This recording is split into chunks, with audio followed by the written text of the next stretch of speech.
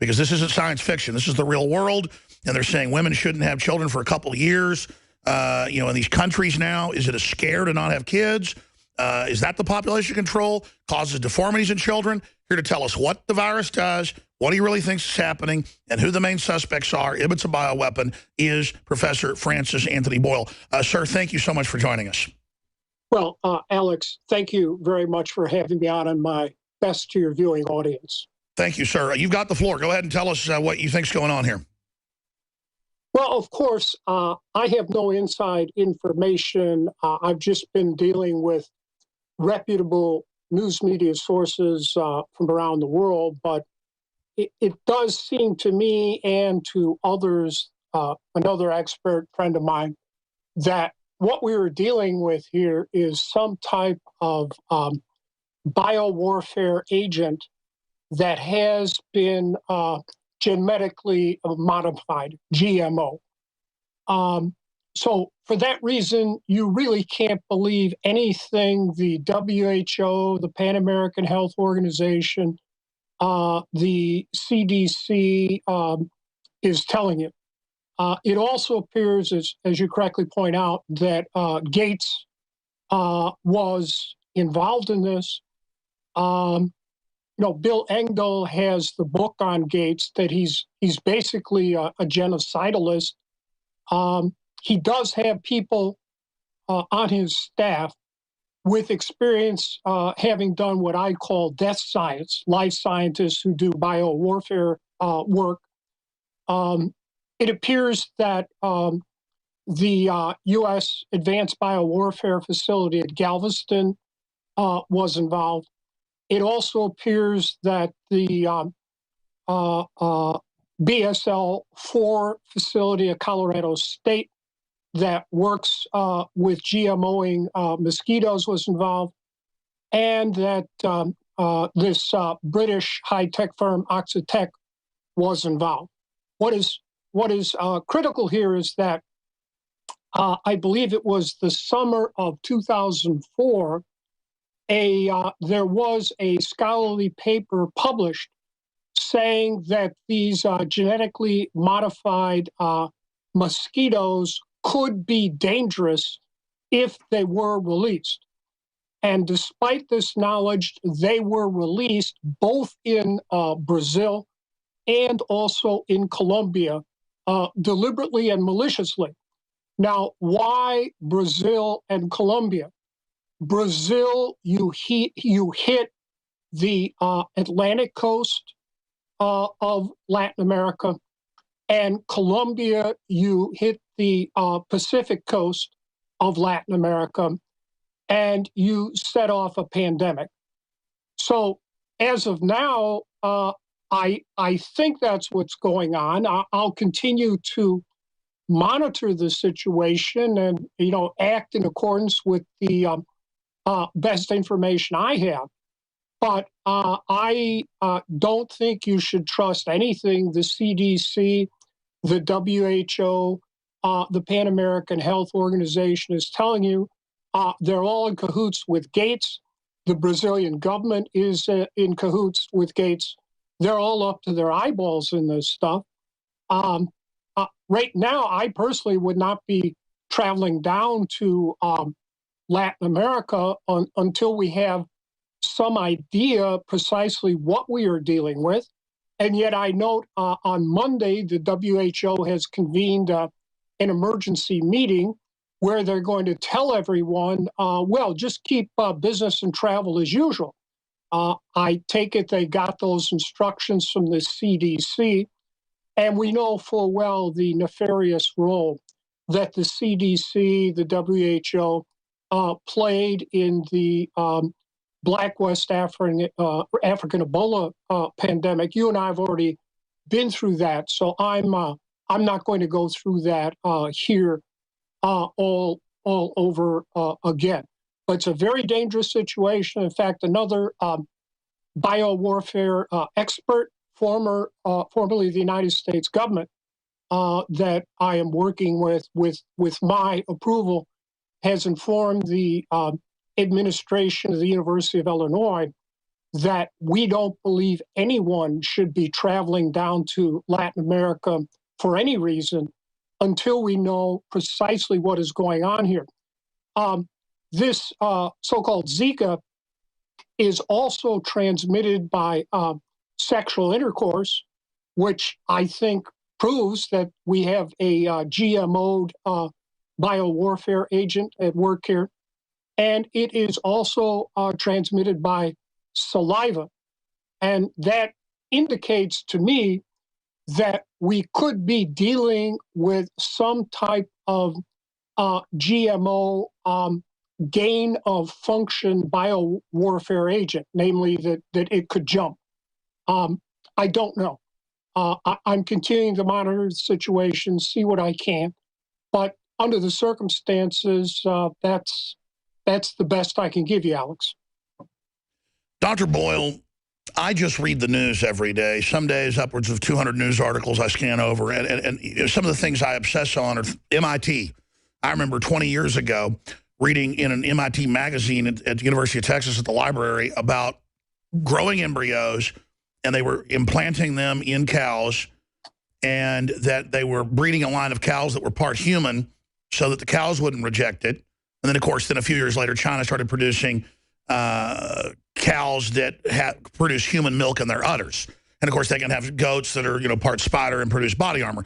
I'm giving examples of stuff that's known to be 20, 25 years old. Now they come out 2 weeks ago and go, oh, we're doing it in pigs and sheep now, and, producing, well, they're actually producing humanoids, and then they can grow the organs up bigger in them, and they're now going mainline with it. So there's something 20, 30 years old that I talk about, and they have mainstream media then do articles making fun of me saying I'm crazy and claim that humanoids are being grown in cows. Doesn't matter if I have 3 MIT articles this year in the last month. Doesn't matter. It's like the public that's informed knows, but they're scientific, maybe 1%, 2%. The general public just thinks it's X-Files. I mean, the episode of X-Files on Monday was human-animal chimeras. And so it's the X-Files. Now it's a joke. And so you see the psyop of the establishment. I remember with the HPV vaccine and all the rest of it, but that simulant flu shot 6 years ago, which they later admitted was a simulant of the virus put out a year before. I mean, they are engaged in biological testing. You know about the U.S. code where it was authorized for any law enforcement or research purpose. We all know about Tuskegee. I'm giving just well-known examples. There's thousands of admitted radiating little children to death. Other countries do it. There's a mad scientist guild, it seems. Russia did it too, that actually get off on this. We know we brought the rat line over here after World War II from Germany. You have written, the major global treaties. You know the people. You went to the top schools in Chicago, and for folks that don't know, and on Kissinger and all of it. You were being groomed to be one of them. For new viewers, I just have to add that to your pedigree. What is it with these people? It's not just population reduction. They're clearly running all sorts of weird bio operations against us. It's horrible. Cancer and all this other stuff is exploding. From your expert, wider analysis, what does this warfare operation look like to you? Or are they still in a mass testing phase? What's the end game? And then what do we do about Zika? Obviously, nobody should go down south. Instead, our borders are wide open. I mean, they're just bringing in people with drug-immune TB. What is the end game here of diseasing the whole world? Well, you've raised an awful lot of issues there. Yes, Let me just say that even Professor Chomsky, who is on the faculty at MIT, has publicly stated that basically MIT is a front organization for the Pentagon, and most of its money comes from the Pentagon. In the case of biowarfare, we know for the fact that the Harvard-MIT Broad Institute helped set off the Black West African Ebola campaign, pandemic, with some type of GMO'd biowarfare organism over there, and then tried to cover it up with an article in Science magazine that I publicly debunked in 15 minutes. Sure, it's just like them now saying that ISIS built its own Stinger missiles, and at the bottom of the article it said they got them from the U.S. It's like, oh, you know, this weaponized thing just appears, this Stinger missile just appeared, this ZIKA just appeared. I mean, it's crazy. Well, that's correct. I've added it all up, and the United States government has spent $100 billion, $100 billion at least, on researching biological weapons since 9/11/2001. Now, to give you an example, in constant dollars, the Manhattan Project to develop the atom bomb costs $40 billion. So we're already over twice, 2.5 times as much. So it's clear that the United States government is running an offensive biological warfare program. Indeed, it goes back at least to the Reagan administration, as I documented in my book. It's mega massive, it's underground, and what do you think its goals are? Well, I think we're seeing it with respect to the Black West African Ebola pandemic. Pop control, destabilization? Now the Latin American ZIKA pandemic against blacks and browns down there. This is population control and reduction. Is it in the sectors because it's more equatorial and the viral spread, or is it, you're saying, race-specific, that it's more effective in preliminary research against people with dominant bloodlines? Well, I'm not saying it is race-specific, this GMO organism, but rather targeted racially specific. They are using Ebola and ZIKA against people of color in third world countries. Yes, and this goes all the way back to the Nixon-Kissinger infamous national security directive, saying in fact, wasn't that 200? We can put it on screen. And we've got the Kissinger. Yeah, I can't recall the exact number. Yes, the Kissinger population control memorandum. And then we also have Dick Cheney in the PNAC document, it was in the Austin American Statesman, calling for the legitimization of using race-specific bioweapons. That's correct. And I believe, so I'm not saying that the Zika virus or the Ebola virus was race-specific, but genetically engineered to be race-specific. But both have been used against people of color, blacks in Africa, and browns. And of course, we know there are a lot of blacks down in Latin America, especially in Brazil. And I believe this is what is going on, that these are being used for that purpose. Yes, that is National Security Study Memorandum 200, National Security Council, Washington, D.C., code number 02506, April 24th, 1974, about a month and a half after I was born. Right, and you also mentioned the outbreak of swine flu in Ukraine. There is a U.S. biowarfare facility there, and we know that swine flu is a genetically engineered triple chimera. So even President Putin and their new national security directive have publicly accused the United States government of waging biological warfare against them, and I believe that is a correct conclusion from what I can see, yes. Well, sure, in Kissinger's memorandum, he says we can't have peace and free market breaking out in these countries. We've got to destabilize them, hurt them, poison them, ship our toxic waste there, bioweapon them.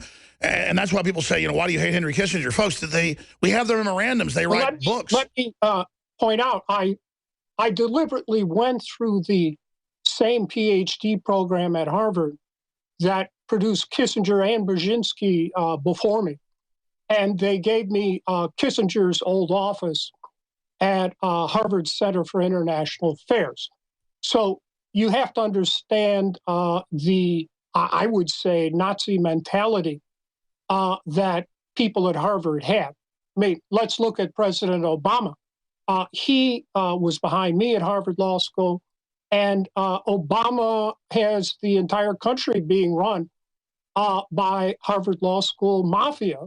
You can have Samantha Power there, our problem from hell at the UN.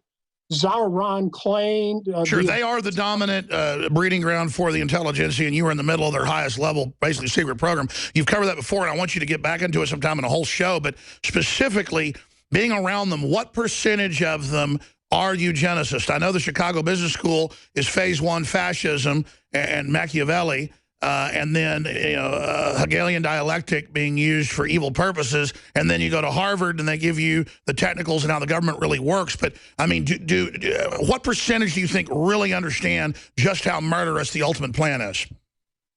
Well, you're correct. I went to the University of Chicago as an undergrad. I was top of my class there and graduated in 3 years and won the Sigma Xi Certificate of Merit and Prize in Biology. And then Harvard Law School and the Harvard PhD program. The brainwashing system is extremely effective. Mitt Romney, for example, back in those days, we called him Will. He and I were 1Ls together at Harvard Law School. We took all of our first-year courses together. So it's exceedingly rare for people to come out of these elite programs and not to have been brainwashed along these lines. Again, sure. I mean, it's also when the devil offers you all this power, like Albert Speer said, who was respected by people and wasn't really an evil guy overall. He said, look, when the devil's got his warm arm around you, he doesn't look like the devil. You know, when Hitler was putting his arm around him. And I think that's part of it is the elite comes and says, we want you to join us because you're smart and you're one of us. Most people go, okay. That's correct. And the people who run this country are, the Rockefellers and the Rothschilds and all the rest of them. They understand full well that they need the brain power of middle class, lower class people. So they go out and get them wherever they can find them and effectively bribe them and say, well, here's some money, here's some power. But we want you to go out there and run the empire for us and do whatever dirty work you have to do. And again, the primary case in point is President Obama, who, again, both he and his wife were behind me at Harvard Law School. As a matter of fact, we even had the same jurisprudence teacher there, Roberto Unger, who was recently on the BBC and said, quote, Obama is a disaster, unquote. But Professor Unger, there weren't too many people like that at Harvard Law School when I was there. And since I left, it has moved far to the neocon right, where you have large... What's the best way to describe it? Fascist? Torture. What's the best way to describe these people? Power-tripping, technocratic fascists? What's the best term? Machiavellians, yes. This is university. I spent 10 years at the University of Chicago and Harvard, and it's basically brainwashing in Machiavellianism. As for the scientists, they're basically told there's really no ethical dimensions here to what you're doing. This is just science. It's a puzzle. And you sure, don't they just tell them also, we have to have the most deadly thing in case somebody else makes it. We've got to know how to fight it. That's correct. That's what the $100 billion that the U.S. government has spent. BioShield. Biological weapons is all about. And the trillions of dollars we have spent on nuclear weapons since the Manhattan Project. It's madness. In the time we have left, sir, what is the best website, the best book? You've written so many books for folks to read. What's the latest? Well, I gave an interview to Sherwood Ross, an investigative reporter, that I think I sent to your staff that updates my book.